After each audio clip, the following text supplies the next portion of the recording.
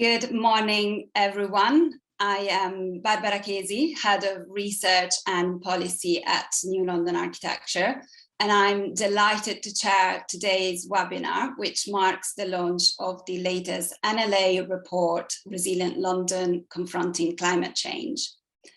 According to climate predictions, London is expected to experience hotter, drier summers and wetter winter over the next 3 decades, with more frequent extreme weather events and heavier rainfalls and heat waves. These changes to the climate not only put pressure on our existing infrastructure, but can threaten lives and impact negatively the health and well-being of all of us. It is also known that the physical risks of climate change affect disproportionately the most disadvantaged and vulnerable groups of society. And this urges us to act on this matter. Climate mitigation and climate adaptation need to go hand in hand, as Lord Deben, chairman of the Climate Change Committee, argues in our report. We have seen positive advancements in the net zero agenda in the past couple of years, but we find that climate adaptation strategies are still lagging behind, with a lack of understanding from the industry, ineffective policies and inadequate funding at both local and central levels.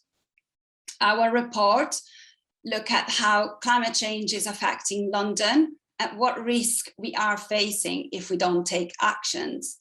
We demonstrate the central role of the built environment sector in providing solutions and argue that more political support and adequate funding are needed to implement and speed up actions.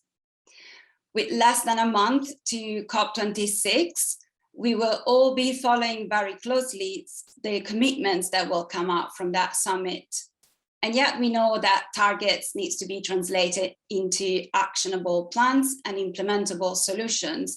And we show in our report some practical approaches to tackle climate resilience at city level. Now, today we are joined by some key contributors that will unpick some of the issues that we discuss in our report. I would like first to thank Hattie Hartman, Sustainability Editor at the Architects Journal, who has worked with us as researcher and author of the report and will present the finding in a minute. I'd also like to thank all the many contributors that have worked with us to develop the research findings alongside the NLA expert panel on net zero. Special thanks also to the NLA Net Zero champions, Argent and Argent related, civic engineers, Elementa, Hain Tillett Seal, Holy, Wicona, London and Partners, Waterman Group, and Net Zero supporter View City. Just a quick reminder before we start that there will be an opportunity to ask questions to our speakers later on, and you can use the Q&A function on Zoom to type in your questions. So please just put them through and we will come to that later on. And now I'd like to hand over to Hattie, who will give a presentation summarizing the findings of our report, Resilient London. So Hattie, over to you. Hello, everyone, and thank you very much, Barbara. This has been such a fascinating project to work on, and it gave me a pretext to do a deep dive into resilience and to talk to many of you, perhaps on this call, on the panel, who are really leading the way in making London more resilient. A huge thank you to Barbara, to my fellow panelists, and to any of you who are on the call. Next slide. We've seen an incredible number of extreme weather events this year, from winter ice storms in Texas, where I spent part of my childhood, to flooded subways in central China and catastrophic flooding in Germany. But it was really brought home to London this summer by the surface water flooding, which closed 9 underground and DLR stations and left pedestrians in Hackney Wick knee-deep in water. Despite the remarkable spike in climate awareness and activism across our sector since the September 2019 climate march just 2 years ago, the focus of industry discourse and action remains squarely on net zero. In other words, mitigation rather than adaptation. Resilience is really trailing behind. So what exactly is resilience? Here are a couple of definitions. However, as several people told me, including Ashley, who is here on the panel today, designing for resilience is a different skill set. It's a different skill set and a different mindset from designing for compliance, which is what we mostly do today. Next slide. Resilience is an urgent matter for London. As Barbara has pointed out, and you see here on this slide, flooding, overheating, even water shortage, these are all things London will experience in the coming decades. According to the GLA's London City Resilience Strategy published last year, just before the pandemic, the capital is expected to experience hotter, drier summers, warmer, wetter winters, along with heavier rainfalls and sea level rising. Summer temperatures are expected to resemble those of Barcelona by 2050. What really brought it home to me was when I spoke to Janet Laban, lead resilience officer for the City of London Corporation, and she told me that the threshold for tarmac melting is 30 to 33 degrees, and that the city is already experiencing this. So they're trialing different road and pavement materials. This is happening now. Next slide, please.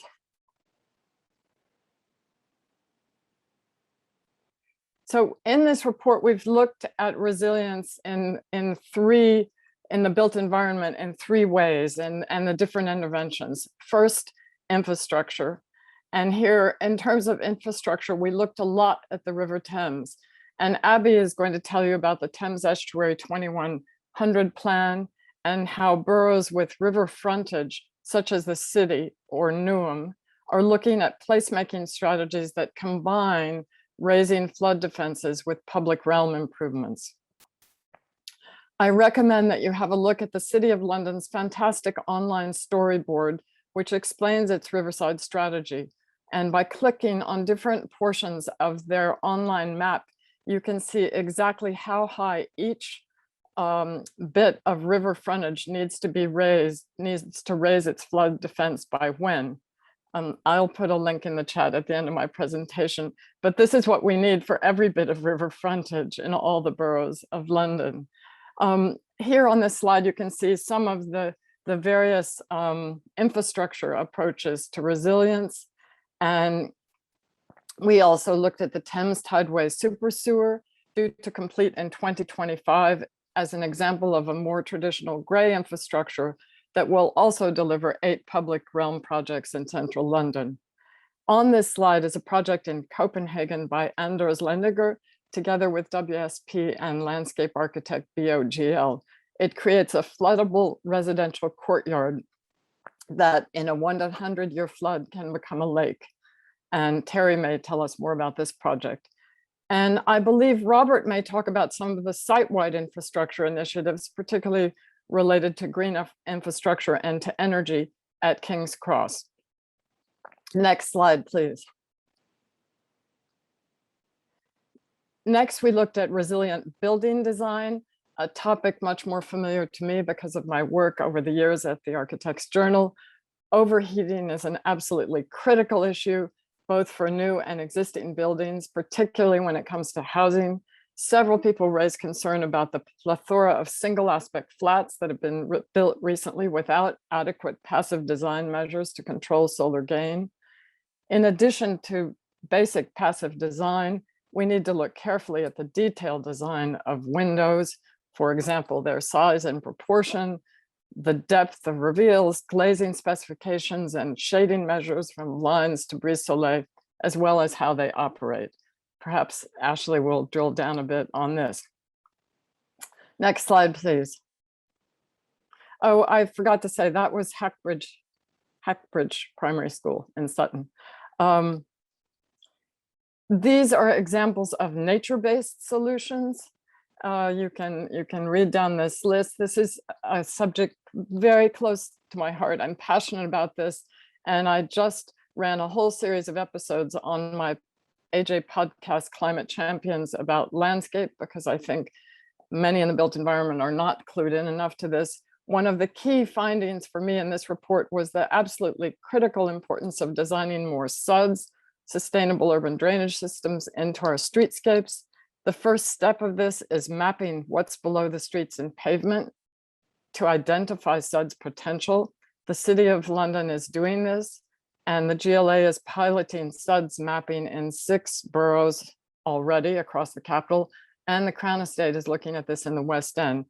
We need to do this for all of London and get as much SUDS in as possible. SUDS raises the whole issue of governance, which also runs through this report, because different local authority departments have to work together and sometimes across borough lines to implement these projects. For example, highways, planning, parks. Next slide, please. This is a quick thorny topic, but quick list of the many barriers which make resilience challenging. All of these measures that I mentioned above are starting to come through, particularly on buildings as a result of the New London Plan, but there are still significant barriers. Perhaps the biggest of all is lack of understanding and awareness about resilience per se. And here I would point you immediately to some really groundbreaking work undertaken by the city of Rotterdam. They published a very thorough and very readable resilience strategy 5 years ago. You can easily find it online. And they followed it up with something called Weather-Wise Urgency Report. I really like the name, in 2019. And this describes bottoms up citizens initiatives in several Rotterdam districts to negotiate and push forward some of the ideas. New York City has also seriously tackled resilience with both physical and measures and regulations since Hurricane Sandy almost a decade ago. I hope London will act fast and preempt disaster. Lack of common measures is another challenge. Even something as simple as accurate interpretations of the latest Met climate data is not commonly agreed for different building types. And perhaps the biggest challenge of all, apart from funding, is the cross-cutting nature of many resilience measures, which requires this collaborative working, as I mentioned, across borough lines, across departments within boroughs, and in partnership with the GLA. Next slide. And here are our recommendations, and we spent a lot of time distilling these down to 10. I won't go through them all, but I'd like to highlight number 1, upskilling the industry and the public sector is absolutely key. I'd like to congratulate the NLA for honing in on resilience as the next really critical issue. We're going to hear more and more about it. I was interested to learn that the City of London Corporation has been running monthly 30-minute climate chats for their staff to raise a real awareness and field questions about how resilience can be embedded into current work streams. This type of forward-thinking thinking needs to happen across all local authorities. Then number 5, I've already mentioned, we really need to roll out SUDS across the capital. The 6 borough pilot study mapping SUDS potential needs to be rolled out to all the boroughs. And then number 8, bottom-up resilience initiatives are needed, particularly in areas of economic deprivation. And finally, 10, we need to develop local cross-sectoral partnerships to fund and support these local initiatives. The report concludes with a showcase of almost 100 exemplar projects, which are tackling resilience across London in a variety of ways. And next slide, please. Here you've got 6 examples, reading across from top left, the Brunel building at Paddington, in the center, Elephant Park in Southwark, top right, King's Cross, and then down below, the Lock Keepers project in Tottenham Hale by RMA Architects, in the middle, New Garden Quarter by PTE in Stratford, and on the right, St. Leonard's Court, a Child Graden Lewis scheme in Hackney. And there are many, many more in the showcase with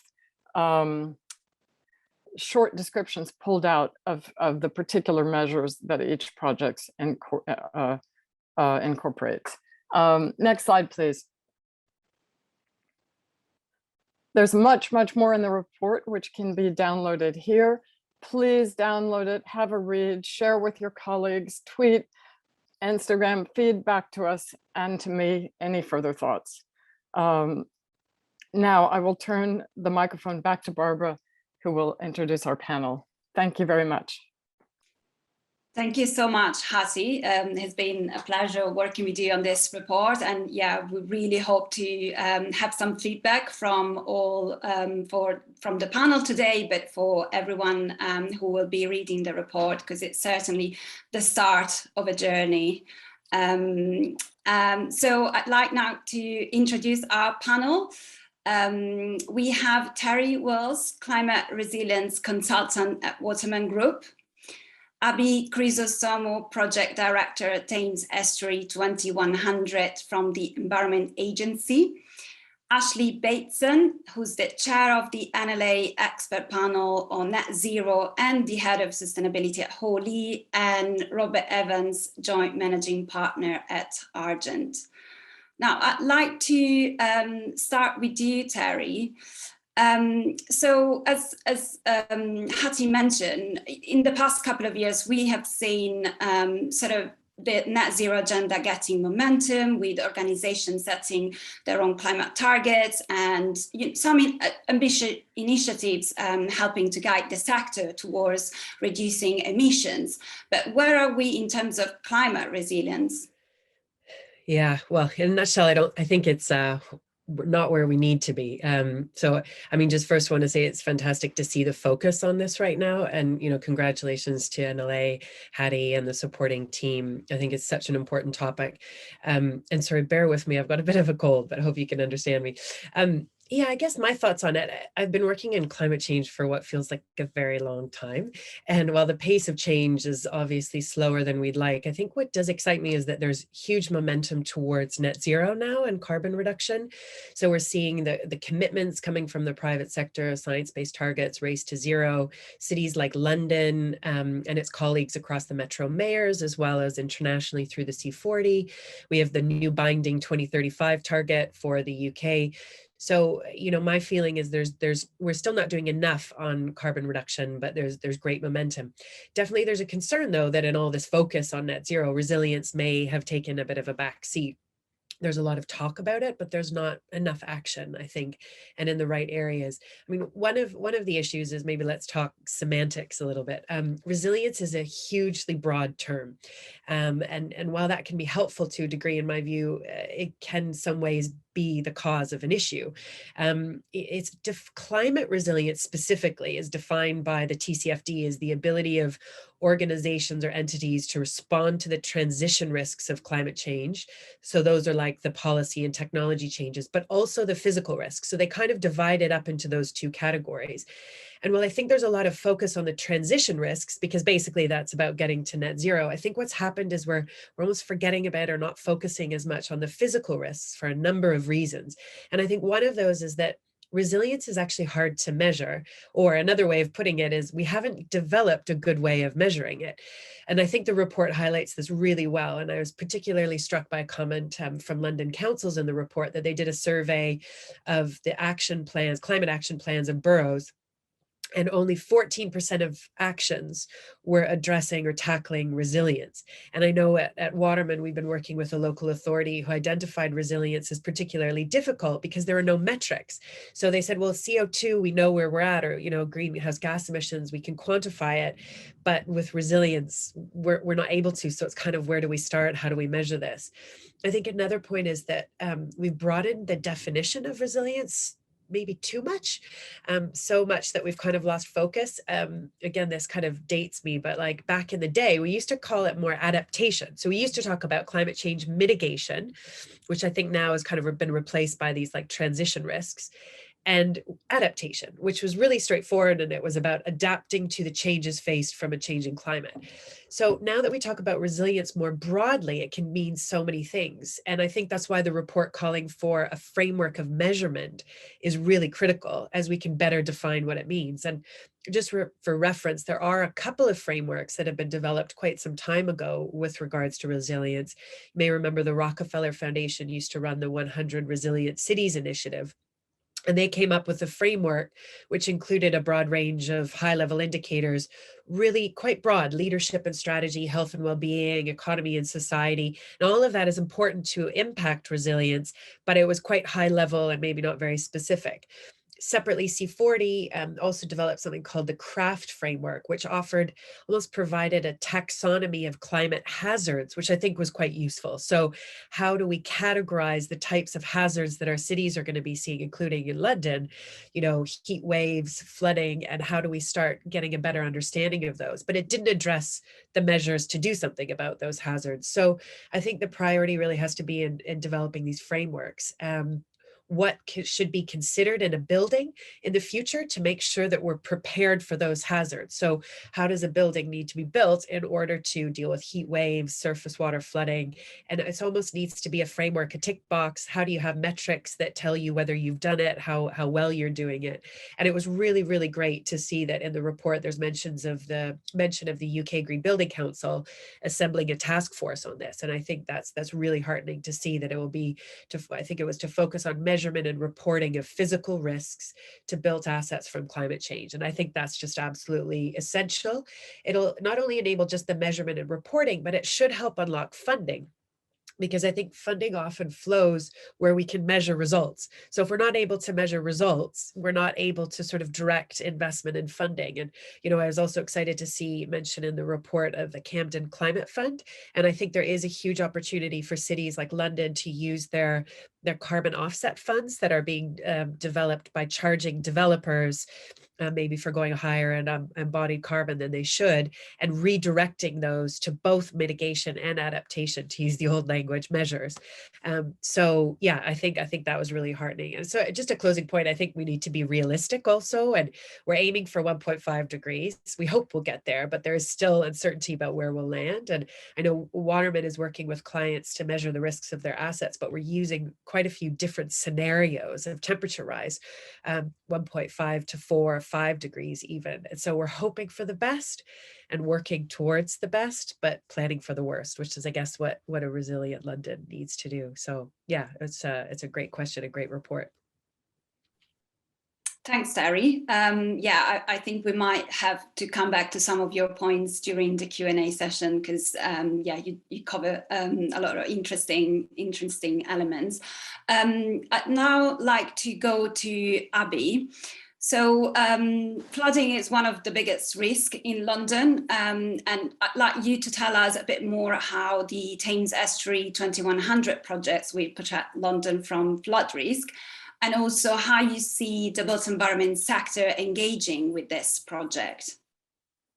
Yeah, thank you, Barbara. And thanks to the NLA for having me and putting on this event. And I think I'll agree with Terry that it's really good to see the attention being put on, past the challenge of mitigation. Not that that's a small challenge, but actually also looking at the resilience side or the adaptation side. It's old language, but it's still language we use too as well. So yeah, I would agree with that. And obviously Hattie talked a lot about the fact that we can see the effects of climate change now already. But I'll give you an example that we're seeing in our work. So in February this year, we released some research because we're monitoring climate change in the Thames Estuary. And that research found that sea level rise is happening in the Thames Estuary and that it's accelerated as a result of climate change. So between 1990 and 2018, it rose by 3.6 millimeters per year on average, compared to 1.4 millimeters per year between 1911 and 2018. And that acceleration is in line with the IPCC's very likely climate scenario for sea level rise. And to put that in perspective, there are currently more than 1.4 million people living in the area protected by our tidal flood risk defenses. And population in that area is growing by about 100,000 each year. So that figure is only going to increase. Thankfully, in London and the Thames Estuary, we do have the Thames Estuary 2100 plan. So that's the plan that sets out how the Environment Agency and our partners can work together to manage tidal flood risk, to do so in response and adapting to climate change, and to plan for the future of our riversides over the next century. So the plan was published in 2012, and it was one of the world's first adaptation pathways plans specifically for flood risk management. And it takes, what's unique about it is it takes an adaptive approach, and that allows us to better anticipate and respond to a range of future climate scenarios. And at the same time, we can ensure that we're investing in the right flood risk management actions at the right time. And to do that, to ensure resilience of the estuary and its communities.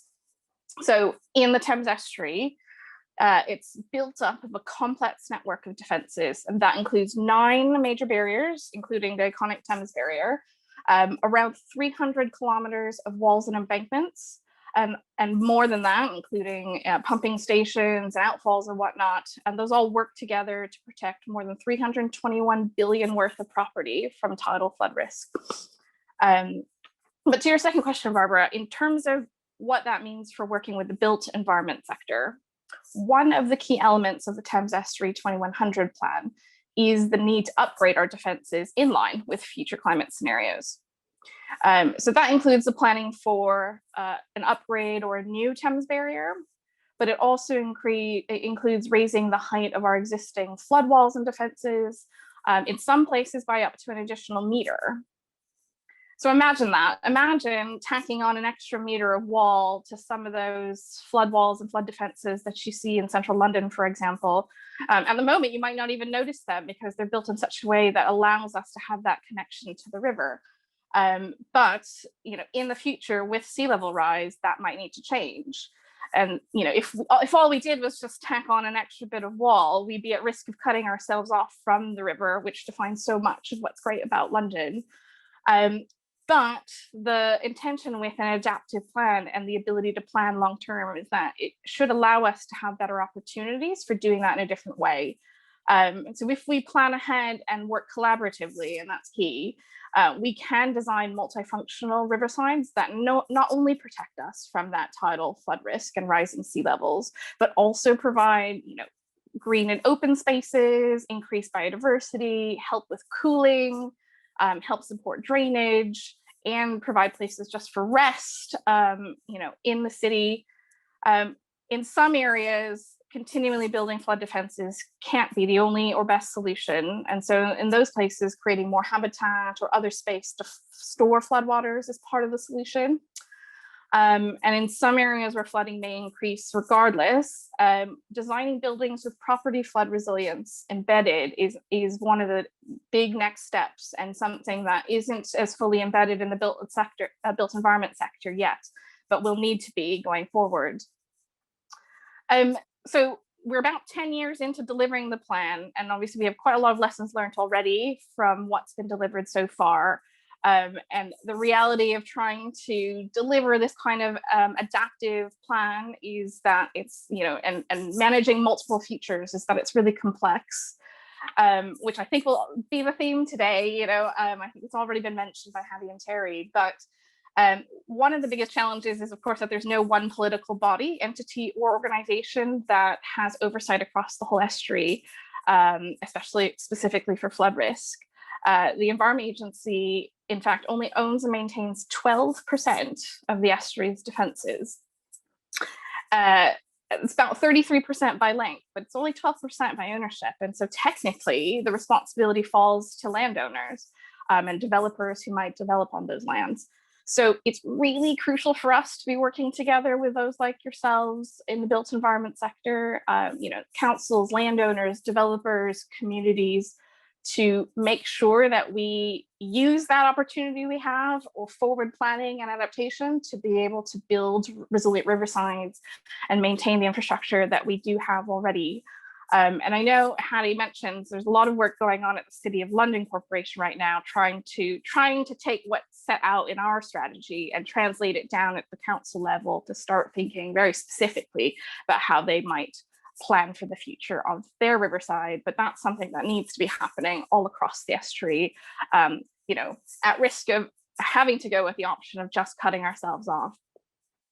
And I think that adaptive planning approach is something that, we're still learning from, but it's an example that's being embedded more and more across the world, and in other sectors as well, just beyond flood risk. So the water sector, water resource and water scarcity planning is starting to think in an adaptive planning sort of way. And really what it boils down to is being able to take some no regrets decisions now, things that will have multiple benefits and help more than just the specific technical risk or climate risk, while simultaneously starting to plan for the future and in ways that can shift and change depending on what happens in the future. And I think that's one of the key lessons that we've certainly had from the Thames Estuary 2000 plan, and I think it's definitely well peppered out through the MLA report. Okay. Thank you so much, Abby. Yeah, certainly this topic about collaboration and partnerships is coming up quite a lot. So we might come back to that later on. Now I'd like to go to Ashley. So a key issue that we highlight in our report is overheating in buildings. Are the buildings that we build today fit for future weather condition? Not necessarily. So some designs are considering future conditions, but a basic issue is it's not a regulatory requirement to design for hotter temperatures. So there's leadership in London with the Mayor of London requiring thermal modelling to assess overheating risk, and CIBSE has a standard methodology for assessing overheating risk, and that's great leadership from the Mayor of London to have required that. If the project is not being submitted to the Mayor for review, and there's thousands of projects in London that are not reviewed on that basis, then you don't have to do an overheating risk assessment. So it's voluntary. So it's chance. We did some research on homeowners and asked 500 homeowners from different demographics and home typologies if overheating was a risk, and we definitely found a trend that new homes are more at risk of overheating than older homes. So if especially if you're in an apartment, a small apartment, single-sided apartment, and I think what's happened over time is that we've increased the amount of glazing in the design of buildings. So we've got more solar heat gains. We've got fewer openable windows. So a building from 70, 80 years ago will have a lot more opening windows. Obviously, that was they would have been capable of being naturally ventilated. So part of the risk of being too reliant on mechanical ventilation is if that mechanical ventilation system is not working, then you haven't got any resilience in the design. So we need to have more openable windows, more mixed mode ventilation. So for good carbon reasons, we're doing mechanical ventilation with heat recovery, and that's great for recovering heat in the winter, but what about the summer conditions? So I think there's been changes in not only the building form and proportions of glazing, but also thermal mass. So buildings are more lightweight. So they are fluctuating in temperature. If we have more cross-flow ventilation through buildings, you get better airflow. Also, we're building in more compact spaces. So when we do infill developments, we're often putting a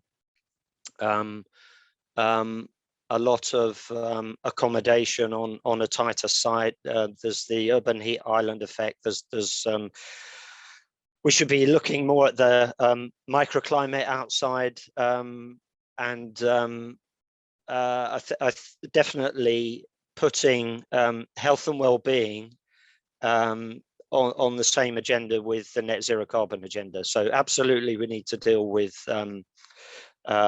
reducing carbon emissions, and I think the building regulations have worked on that, but they haven't really regulated climate adaptability. So I know the government's looking at that in terms of regulations. So really, there's a role for planners, developers, architects, engineers, all to work together to have a systems thinking approach about the external space, the internal space, the dimensions of the offices. It's an issue in schools as well. We know that schools are at risk of suffering from overheating. That's going to affect education. Hotter summers are also going to affect sleeping, which if there's more sleep deprivation, that affects productivity and well-being. So there will be an economic impact if we're not designing for more resilience. Yeah, so there are certainly signs that we could do more with designing for adaptation. Thanks, Ashley. That was really useful to hear. Just a quick reminder for the audience that we'll come to Q&A in shortly. So if you have any questions for the speakers, just type them through the Q&A function on Zoom, and we'll go through that later. And now, Robert, I'll come to you. So in our report, and obviously linked to what Ashley was mentioning about the health and well-being, we say that adaptation approaches such as nature-based solutions, increasing biodiversity, building for climate comfort are win-win solutions, as this factor improve health and well-being of people, as well as addressing the climate agenda. Can you tell us a bit about how this thinking has been embedded into what you've done at King's Cross? Yes, of course. Well, thank you, Barbara, and hello, everyone. Yeah, so it's been an important part of King's Cross and other projects we're working on. There's been a huge amount of emphasis on new tree planting, several hundred trees within King's Cross. Lots of new green spaces as part of the new public realm that's emerged. So hopefully some of the people on this webinar will have been to places such as Cubitt Park and Gasholder Park and done the walk along the canal that runs through King's Cross, where we've really gone to town on the new sort of naturalistic planting. And that planting, has brought over 600 species into the estate, which has been great to see, and absolutely is part of this sort of wider resilience piece. And this report is hugely timely, but it's also part of that, engaging people, a sense of well-being, access to nature, access to water, and so on, which has always been hugely important, and actually probably more so in the last couple of years for other reasons, not to do so much with climate change, but to do with the pandemic and obviously the shock to the wider system of London that we've had through the pandemic and the impact on health and well-being. There's also been a huge amount of emphasis within the development on things like green and brown roofs. I think 40% of our roof area has been targeted for green and brown roofs, and they're an important part of it too. I think the photo that you've selected in the report of King's Cross is one of those roofscapes within the report. It's worth adding actually that in some places we probably would have, in an ideal world, wanted a bit more tree planting, for example, but other factors perhaps made that quite difficult. King's Cross is quite a historic environment. Some very important conservation principles at King's Cross, and there were places, in particular parts of Granary Square, for example, where there is a bosque of trees, but we probably would want a few more trees, but there were some historic pressures there in terms of historic design principles, and maybe that balance needs to shift a bit looking forward. Maybe we need to actually put more emphasis on the tree planting and the shading and those aspects as we look at how serious the climate change agenda is. And it may be now that a slightly different balance would be struck in that design process. It'd be interesting to think about that. It's just worth adding that a huge amount of work was done on the other aspects you mentioned in the report on infrastructure. We effectively inherited an unserviced, contaminated brownfield site. And so a huge amount was done to put in new drainage, new energy infrastructure, a district energy network, waste, power, gas, public realm, all brand new. So, I mean, we benefit from that now, having that relatively new infrastructure, but it is a huge investment. And I remember, I think it was about 2010 when we'd spent about the thick end of £100 million on infrastructure, and people were going to MIPIM saying, what's happening at King's Cross? I can't see very much. Well, the answer was we were spending money on the infrastructure. And I think how you incentivize people to do the right thing long term is an interesting issue that the report highlights. Just to add to the green space point, we're also now supporting other local projects outside the estate that will hopefully improve additional green space within the city. And one of those projects is the Camden High Line that some people may know about, which is a project which others are leading, but we're supporting to try and create a new urban park along the North London line between Camden Town and King's Cross. So yeah, really important emphasis there. Just a couple of things, if I may, to add. The first is, been lots of emphasis on this call on development and all of those engaged in new projects. Of course, one of the big challenges is the existing stock of buildings and spaces which don't change. There aren't projects in the planning sense or building control sense. I think it's right that by 2050, 80% of the buildings will have I hear already. So one of the really complicated challenges for those partnerships that was referred to is, what do we do about those areas that aren't changing? You know, in a way, the areas of change where the planning system can intervene are perhaps easier than the areas that aren't changing. What do we do about those?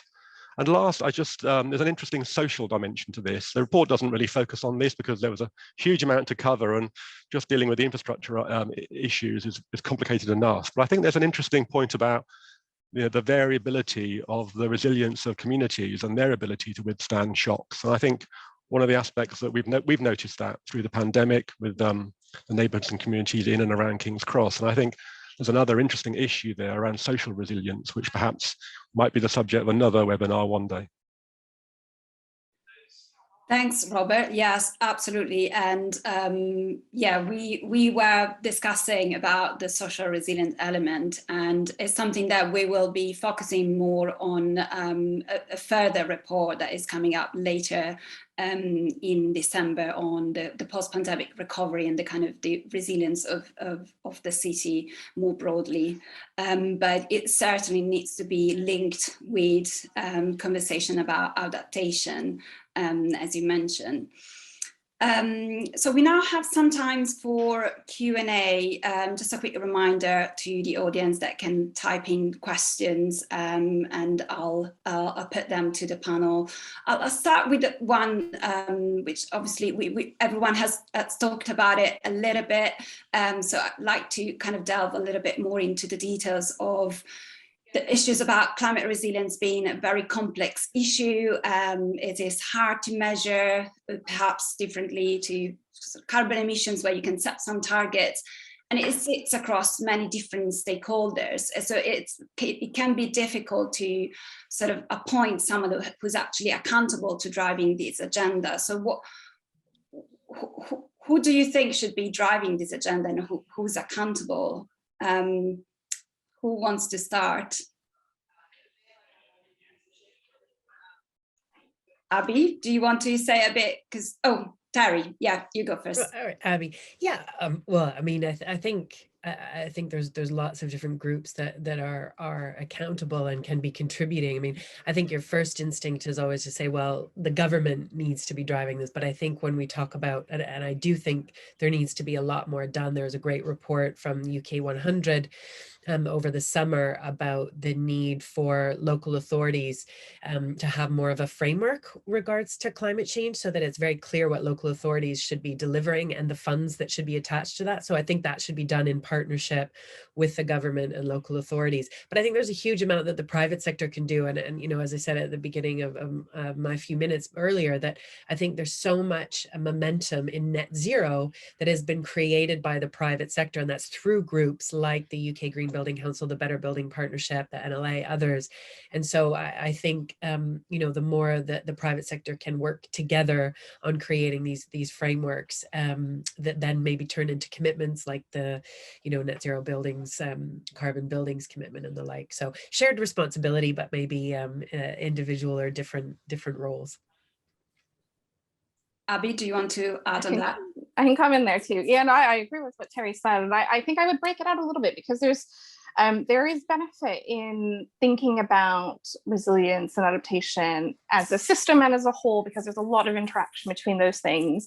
And in that space, it is quite difficult because of that complexity.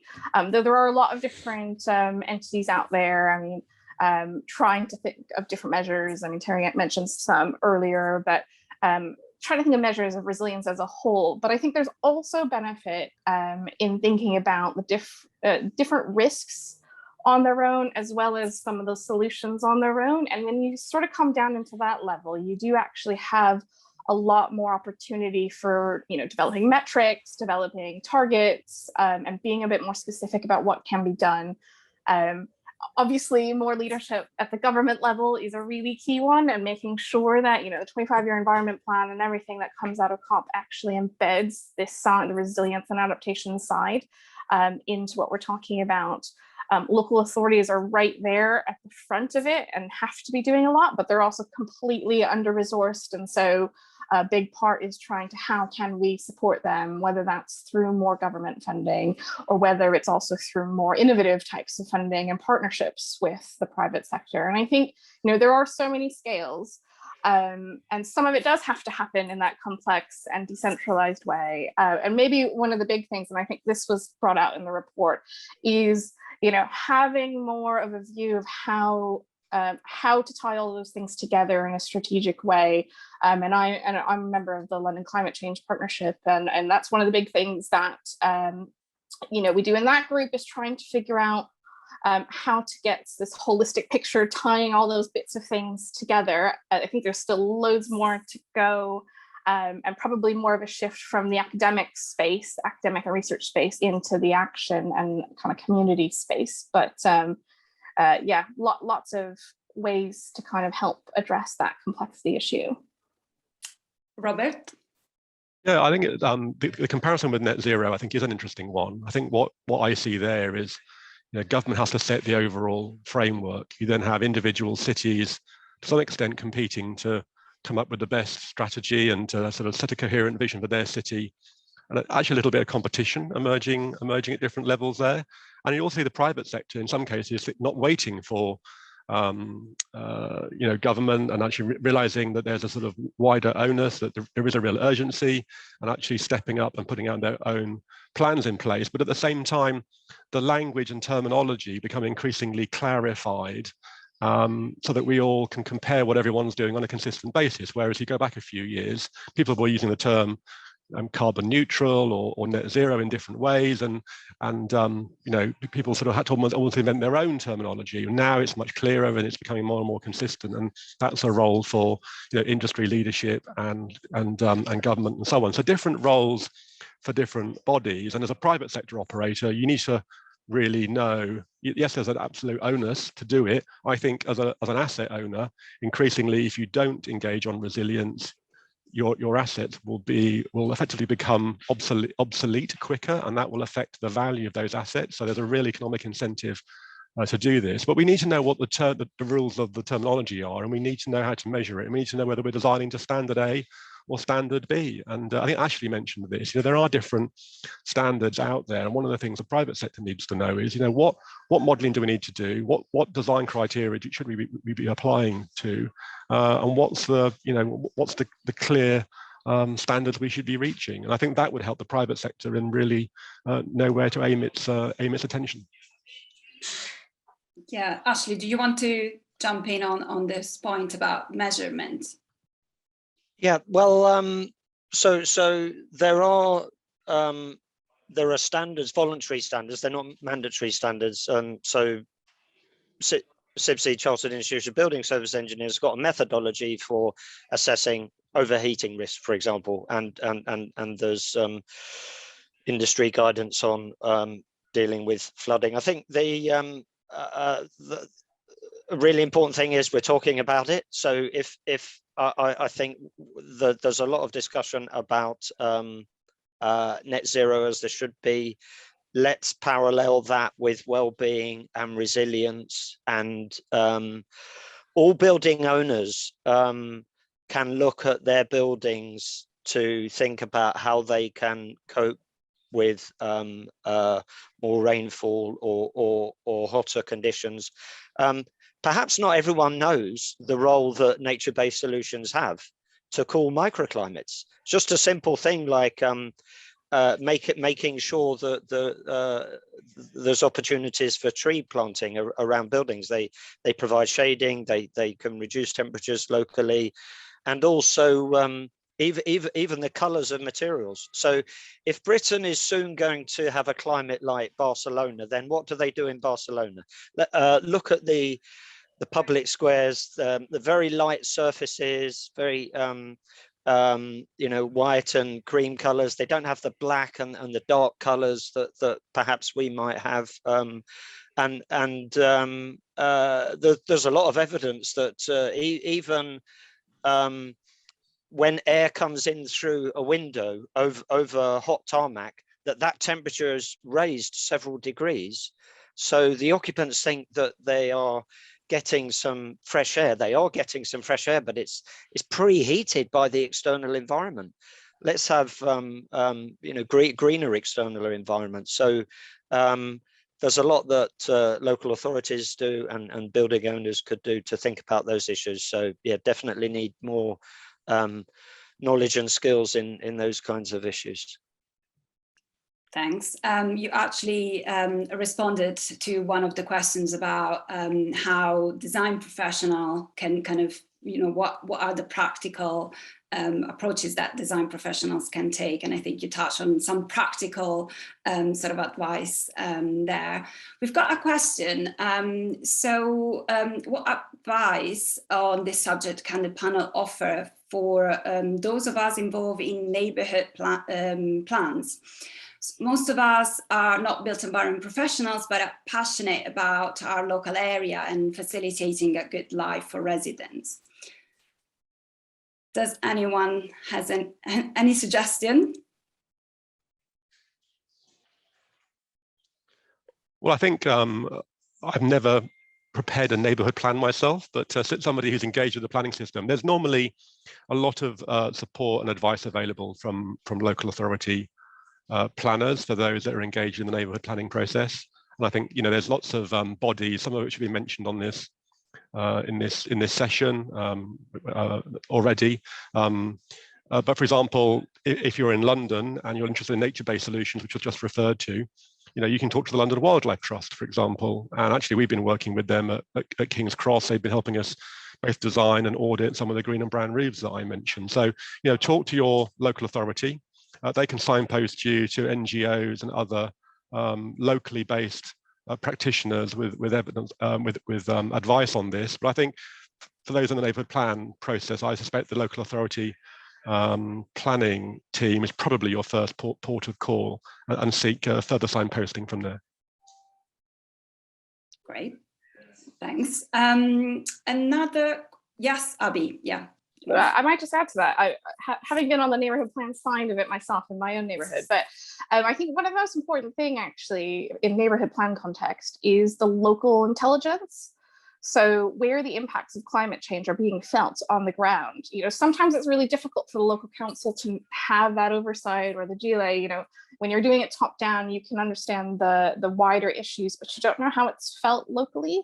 And I think one of the most important things that those who are working on neighborhood plans, or just working at the neighborhood kind of scale in general, is kind of recording where the impacts are felt. So where is there issues with surface water flooding, like every time there's a rain? Where are those locations?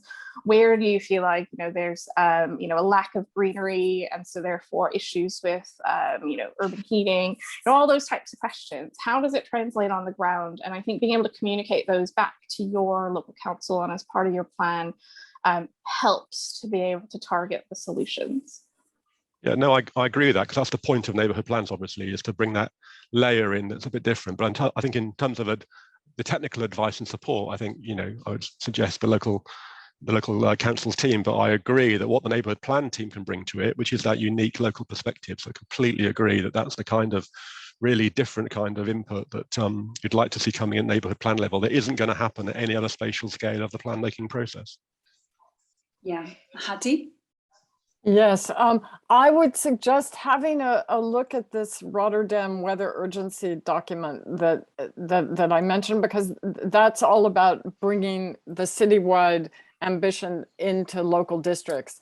And you know, one of the messages I took away from that is the need to really engage local stakeholders. You know, one of these water squares that they've built in Rotterdam, it was because I can't remember all the various stakeholders, but they found, you know, there was a school and then there was a private business that was able to put in some funding. So you need to build these partnerships locally. And, you know, now with WhatsApp groups, et cetera, there's so many new ways of working, of getting things done, that I think, you know, really working locally, as Abby said, you know, you build this intelligence, which, you know, if you're sitting in the GLA office, you just are out of touch with that, despite the best intentions, the very best intentions. Yeah. Great, thank you. And if I just stay with you for a second, we've got a question about, in the World City League table on this issue, where does London stand and which city could we learn the most from? So I was afraid you were going to ask me that one, because we talked about that one. And I actually put this question to someone at Arup who was very involved in the 100 Resilient Cities program.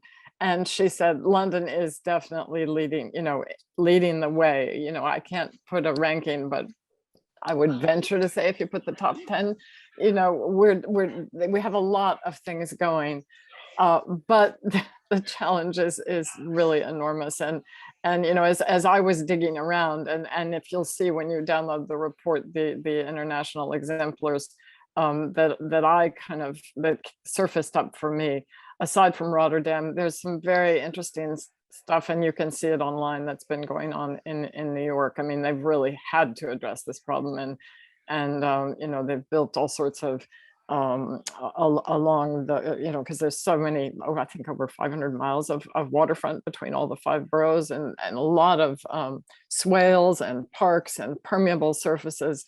All these things have you know, really make a difference. A lot of the things that, you know, Abby was touching on that need to happen along the river frontage, but not just along the river frontage, you know, everywhere to address flooding issues.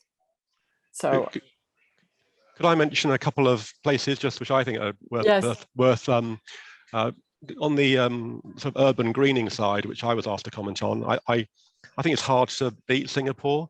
There's been some amazing projects in Singapore looking at incorporating greening and planting into buildings, for example, and obviously also all of the amazing work that went into flagship projects like Gardens by the Bay and so on. But I know their climate helps things grow a bit differently to ours, so it's quite hard to replicate Singapore in London, but it would be nice to see a bit more of that Singapore thinking coming into London in terms of how we incorporate greenery and planting into everything in the built environment. And also, I know it's a well-known example for all sorts of things, and it's actually been around a while, but I remember going to see Hammarby in Stockholm, and I thought some of the way they incorporated drainage and swales into play space and landscaping, for example, was actually just about some of the best I've seen. So I think that there's 2 examples which are at least worth considering for a couple of aspects of resilience. There's another Swedish example, Robert. Of course there is. So after Hammarby, the Stockholm Royal Seaport. Yes, I couldn't think of the name of it, but yes. It's so that has lots of green infrastructure. So in between all the buildings, it's really green, and that they've got green walls, and definitely resilience was part of the planning policy. Biodiversity was part of the planning policy, and the outcome is buildings. They've got a lot more shading as well. So the interesting thing is, when you go to Europe, you see more external shading, even in Northern European countries. It's like we've got an aversion to external shading. I think they stopped the import of shading at Dover. Sorry, not here, but it's being integrated as you know, solar protection mechanism in Europe really well, and be good to see more of that. I'm sure we will. Thanks, Ashley. I'm afraid we come to the end of the session, which has been really fascinating. And I'd like to thank all the speakers for your contributions, and for everyone watching. You can download the report on the website, and there will be further events with us to discuss some of the topic in the next few months. Just a quick note that we would also like you all to join NLA with other 100 partners during COP26, launching Build Better Now at the COP26 Built Environment Virtual Pavilion, where you can engage with a virtual exhibition and a series of events that highlight the built environment's role in the climate agenda. So please do follow that as well. And now just a short feedback poll for the audience. So it's really crucial to have your feedback for future events. So please do fill it in. And thank you all for watching.